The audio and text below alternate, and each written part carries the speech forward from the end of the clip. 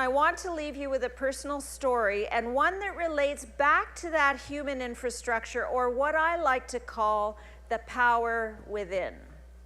A whole bunch of years ago, way too many more than I'd like to remember, when I was 24 years old, after being a single mother for years, I had an opportunity to buy my own business. It was a 35-year-old flower shop in Toronto that didn't have a stellar reputation, but it was okay. However impulsive I might have been in those years, I thought very carefully about the decision to buy this business or not. I consulted far and wide. I asked everyone that I knew what they thought about the idea. I deliberated on every last detail, what there was, what I should be considering about buying this business. What if the neighborhood where the business was located was not sufficient to carry it in accordance to the vision that I had? What if I borrowed the money to purchase the business and it went under? What would it do to my family, to my daughter's life and her future? In the many conversations that I had at the time, one of the people whose opinion I sought was that of my brother-in-law-to-be. He and his wife had two very young children who had successfully extricated themselves from 15 years in Scientology. Now, before I go on, you're probably thinking, why would you consult with somebody who spent 15 years in Scientology?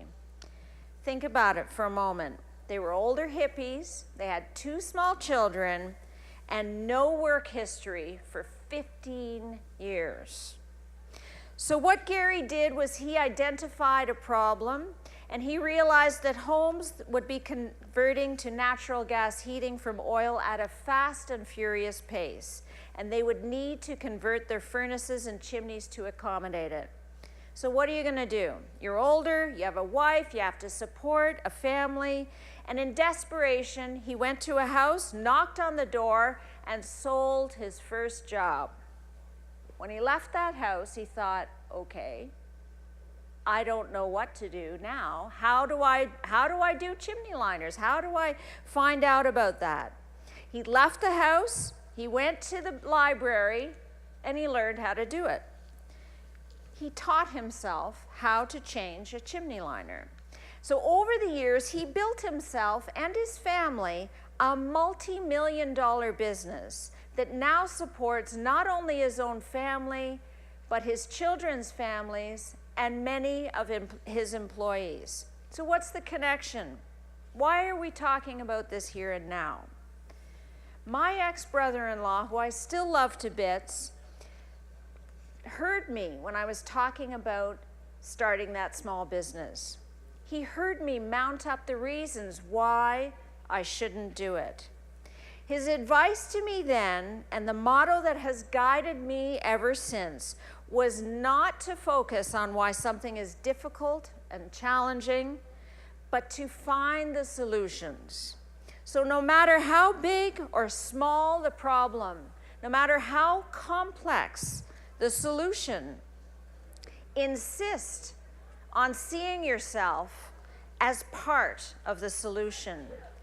Cast aside what can be perceived as a cloak of safety that so often surrounds us, and never be afraid of tackling the problems of the day.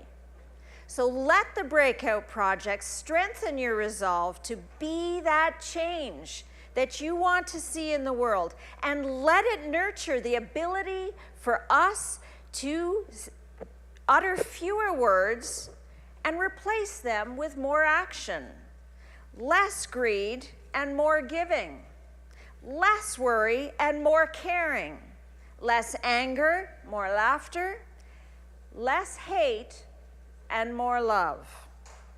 Let the world that you have in the past couple of days never stop inspiring you. Never underestimate yourself or consider any single challenge or problem to be too large where you cannot make a difference. You can do it. Hi, I'm Amber Mack, and if you like this video, click to subscribe to the Breakout Project channel to watch more videos just like this one.